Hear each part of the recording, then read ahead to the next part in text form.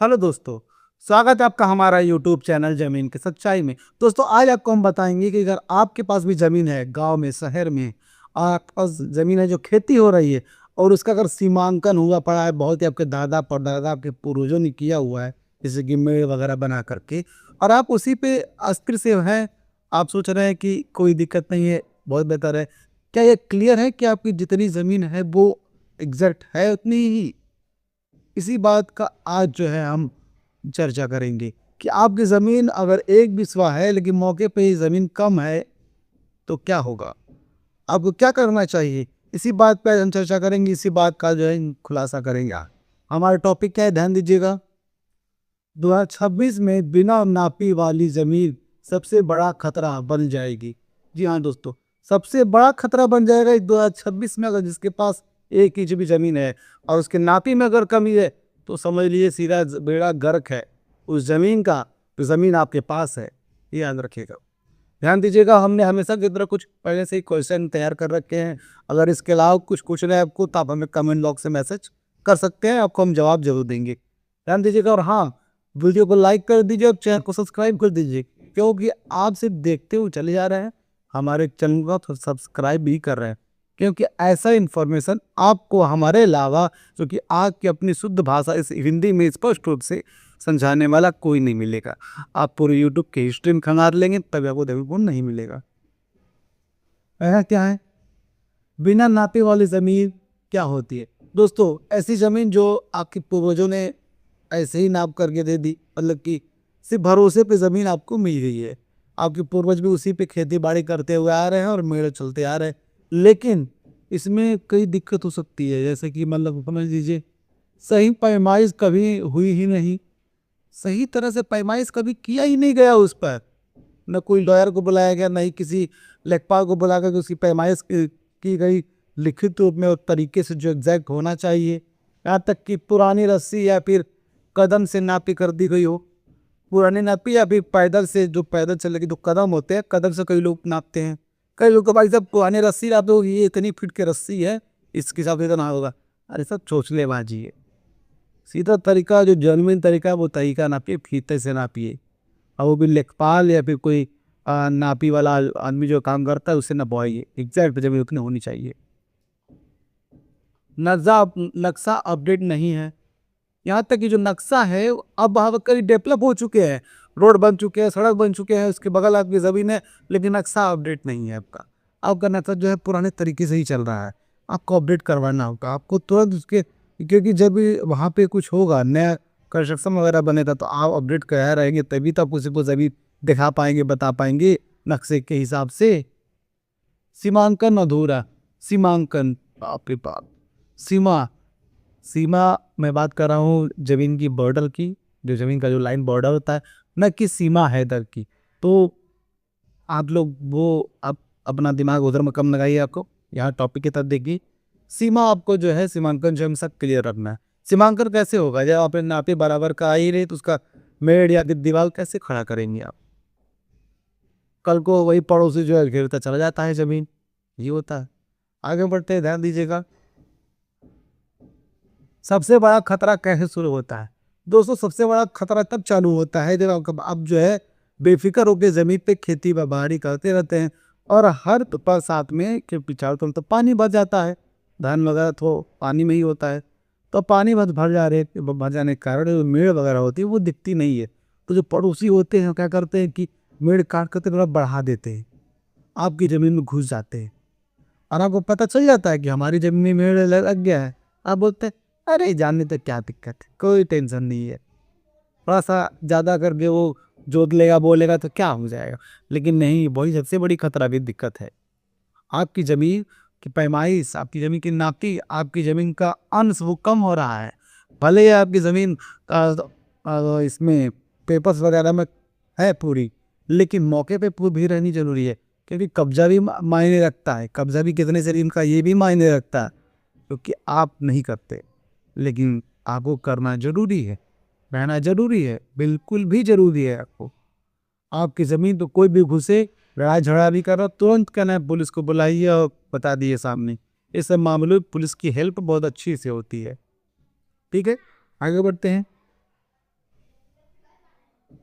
2026 में खतरा क्यों बढ़ेगा दोस्तों? 2026 बाप रे बाप, इतना खतरनाक साल 2026 में दोस्तों। सारे डॉक्यूमेंट्स, आपकी जितनी भी प्रॉपर्टी की कागजात है, जमीन के हो, घर के हो, किसी भी चीज़ के हम तो हो, बस वो प्रॉपर्टी से रिलेट करते हैं, तो आपको ज़मीन को जो है, आपके प्रॉपर्टी कागजात को अब डिजिटलाइज किया जाएगा, डिजिटल रिकॉर्ड रखा जाएगा।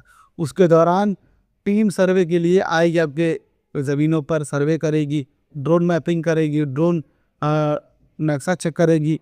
उसके साथ अगर दिक्कत कुछ हुआ, अगर आपकी ज़मीन नापी में दिक्कत हो गई, सीमांकन में दिक्कत हुआ, नक्शे में दिक्कत हुआ, तो आपकी ज़मीन पर सीधा डाल देगी, कोई ना कोई आपत्ति डाल देगी, और आप को सालों के लिए आप परेशान हो जाएंगे उस जो है क्या साबित करने के लिए। ध्यान दीजिएगा, सीमा बदल सकती है। उस वक्त जब टीम आएगी तो क्या पता कि सीमा बदल दे, सीमा है इधर नहीं, बॉर्डर जो है ज़मीन का वो बदल दे। विवाद तक शुरू हो सकता है, बिल्कुल विवाद शुरू हो सकता है। कोई और भी ज़मीन अगर आप कब्जा किया रहेगा तो उसी वक्त मामला खुलेगा, झगड़ा हिलट सारू, गोली बारूद हो जाएगा इसी की। तो ज़मीन जायदाद को हर चीज़ है, जैसे गोली बारूद चल जाएगा, बम मार देंगे लोग, ये हालत हो जाती है। कोर्ट केस लग सकता है, कोर्ट केस चलने लगेगा पड़ोसी में, आप में झेलते रहिए, आप सालों चक्कर काट लीजिए, लेकिन ये मामला क्लियर नहीं जल्दी होता है, बहुत टाइम लगता है। कब्जा साबित करना मुश्किल हो जाएगा, यहाँ तक कि कब्जा साबित करना भी मुश्किल हो जाएगा। कैसे साबित करेंगे? सालों से तो आपकी ज़मीन पर उसी जो तरह बो रहा है, आपके पास थोड़ा सा ही हिस्सा, लेकिन आप उसी में कुशल मंगल से राम से आप जो है जो तरह बो रहे हैं। लेकिन नहीं, आपको तो उनके मामला संगीन लेना होगा। जहाँ आपको लगता है कि हमारे ज़मीन में दिक्कत है, तो आप तुरंत एक सरकारी नापी के लिए एक अर्जी डाल दीजिए, सरकारी नापी आएगी, सब चीज़ क्लियर कर देगा। और 2026 में इतना बुरा खतरा है, अगर ज़मीन में कोई दिक्कत हो तो सीधा आपकी ज़मीन को लॉक कर दिया जाएगा, सीधा। फिर आप ज़मीन को साबित करते रहिए कि ज़मीन आपकी है, ये है, वो है। ज़मीन आपकी है, लेकिन ये साबित करना है आपको सालों लग जाएंगी, क्योंकि कोर्ट में एक अकेले आप ही नहीं हैं, लाखों केस पड़े हुए हैं इसे भी के ज़मीनी मामलात के। साबित करते रहिए, 10 से 20 साल लग जाएगा कुछ झेलते झेलते। ये हालत है 2026 में। अगला क्या है, कैसे चेक करें आपकी ज़मीन सुरक्षित है? सोचिए दोस्तों, ऐसा कौन सा तरीका है जो आपको चेक करना है कि आपकी ज़मीन सुरक्षित है कि नहीं?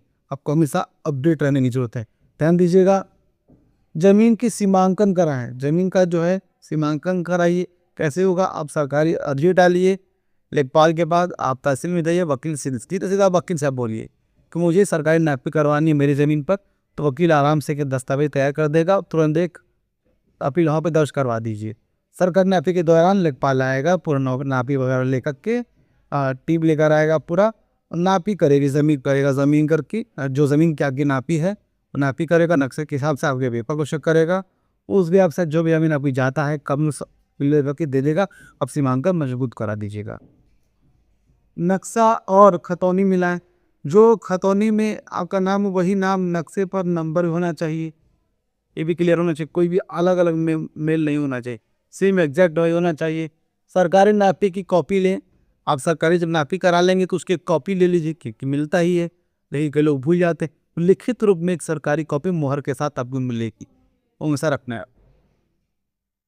चारों कोनों पर निशान लगवाएं, नापी के दौरान चारों कोनों पर निशान लगाइए। आजकल तो 2-3 फुट 3-3 फुट के पत्थर मिलते हैं, चारों कोने पर लगा दीजिए, काम है खत्म। कितना है बीघा जमीन है, चारों कोने पर लगा रहेगा, टेंशन ही फ्री है। और उसी की मौजूदगी में नाप कराएं, और उसी की मौजूदगी में नापी होती है, आपको कराने की जरूरत नहीं है। जब भी सरकारी नापी आएगा तो अगल बगल के जो चौहद्दी में जो ज़मीनें होती हैं चारों तरफ, उन लोगों को भी एक अर्जी आती है कि आप लोग वहाँ मौके पे मौजूद रहिएगा, उनको भी रहना पड़ेगा। अपने पाल नापेगा, उनको भी देखना होगा।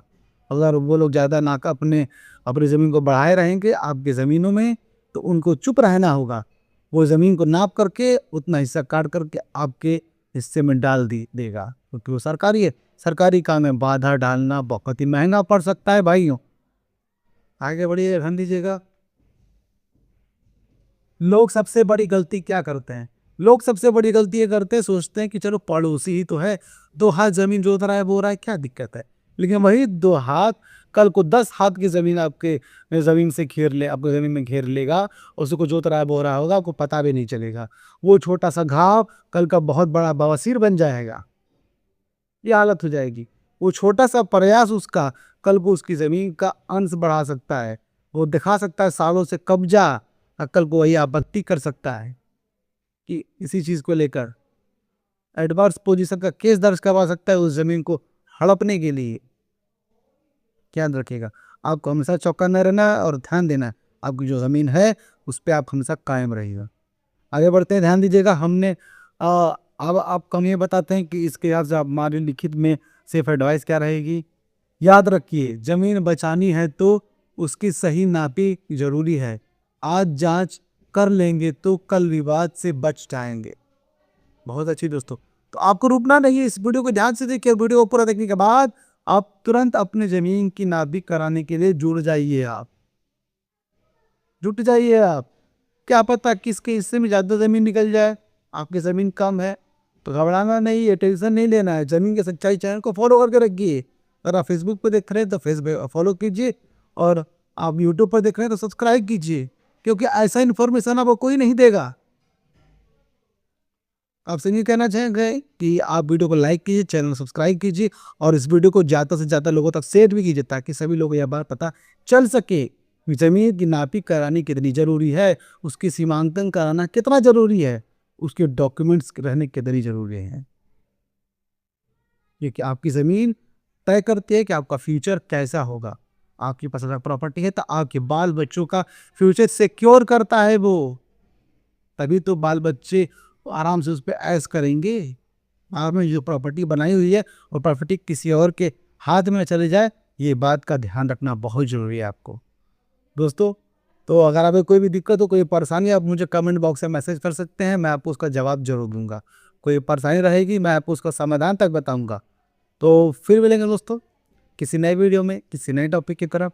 तब तक हमें दीजिए इजाज़त। जय हिंद दोस्तों।